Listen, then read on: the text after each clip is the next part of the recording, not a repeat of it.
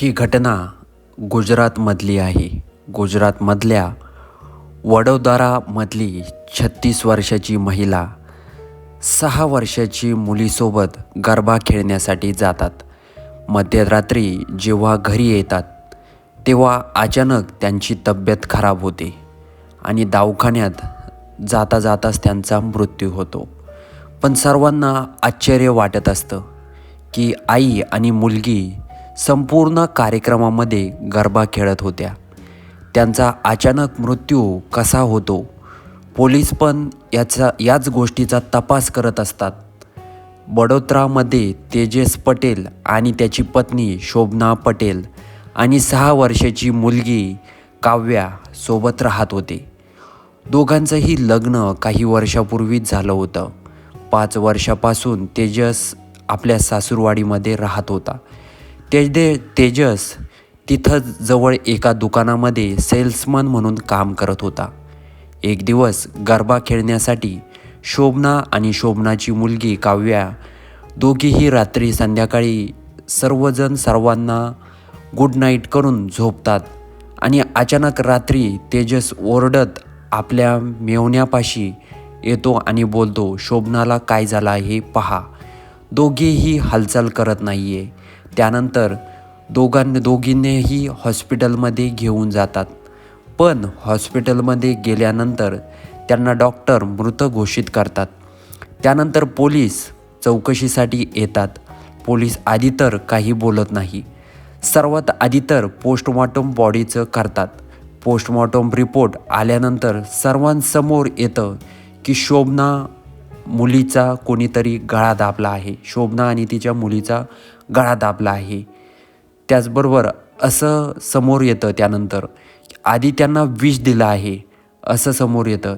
सर्वात आधी तर पोलीस तेजसवर संशय घेतात. तेजसला पोलीस चौकशीसाठी घेऊन जातात. चौकशीदरम्यान तेजस खूप रडत असतो. त्यामुळं पोलीस त्याला सोडून देतात.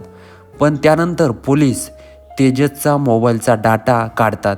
त्या डाट्यामध्ये तेजसने यूट्यूबला गुगलला जीव घेण्याचे प्रकार सर्च केलेले असते. त्यामुळे तेजसला पोलीस पुन्हा उचलतात आणि चौकशीला सुरुवात करतात. पण पुन्हा तेजस रडायला लागतो. पण पोलिसांना कळून चुकलेलं होतं की तेजसनीच आपल्या मुलीला आणि बायकोला मारलं आहे. तेजसवर पोलीस प्रेशर देतात. त्यानंतर तेजस आपलं तोंड उघडतो आणि मग सांगायला सुरुवात करतो की मीच माझ्या बायकोला आणि मुलीला मारलं आहे. पोलीस विचारतात का मारलं? तेजस सांगतो की मला सासूरवाडीला राहायला बिलकुल आवडत नाही. मी खूप वेळ शोभनाला पण बोललो पण ती ऐकायला तयार नव्हती आणि तिकडे पण ती खूप भांडत होती. त्यामुळे तिकडं ती राहत नव्हती. त्यानंतर तेजस सांगतो की मी 5 वर्षापासून इथंच राहतोय. एक दिवस शोभना आणि मुलगी कार्यक्रमावरून घरी येतात तेव्हा मी त्यांना आईस्क्रीम देतो आणि इथे आईस्क्रीममध्ये उंदीर मारायचं औषध टाकलेलं असतं. त्यामुळे मला असं वाटतं की त्यांचा मृत्यू होईल. पण तसं होत नाही. एकच्या दरम्यान शोभनाला उचकी लागते. त्यानंतर मला वाटतं की उंदरं मारायच्या औषधाने ती मरत नाही. त्यामुळे मी ओढणी घेतो आणि ओढणीनंच तिचा गळा दाबतो. शोभनाचा तिथेच मृत्यू होतो.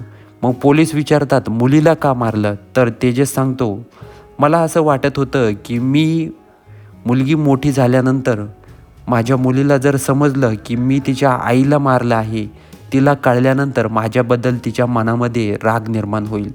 त्यानंतर मी मुलीला मारलं. तसं पोलिसांना तेजस सांगतो. त्याचबरोबर पोलिसांना असं समजतं की ज्या शॉपमध्ये तेजस काम करत होता त्या शॉपवर तेजसला एक मुलगी आवडत होती आणि खूप वेळेस तेजसने तिला प्रपोज पण केला होता. पण मुलीच्या घरच्यांनी तेजसला दमदाटी केली होती आणि आपल्या बहिणीपासून लांब राहायला सांगितलं होतं. त्यामुळे तेजस खूप टेन्शनमध्ये राहत होता. आता तेजस जेलमध्ये आहे. कोर्टाकडून त्याला शिक्षा सुनावली गेली आहे. त्याचबरोबर तुम्हाला या सत्य घटनेबद्दल काय वाटतं कमेंटमध्ये नक्की कळवा आणि व्हिडिओ आवडला असेल तर सर्वात आधी चॅनलला सबस्क्राईब नक्की करून घ्या.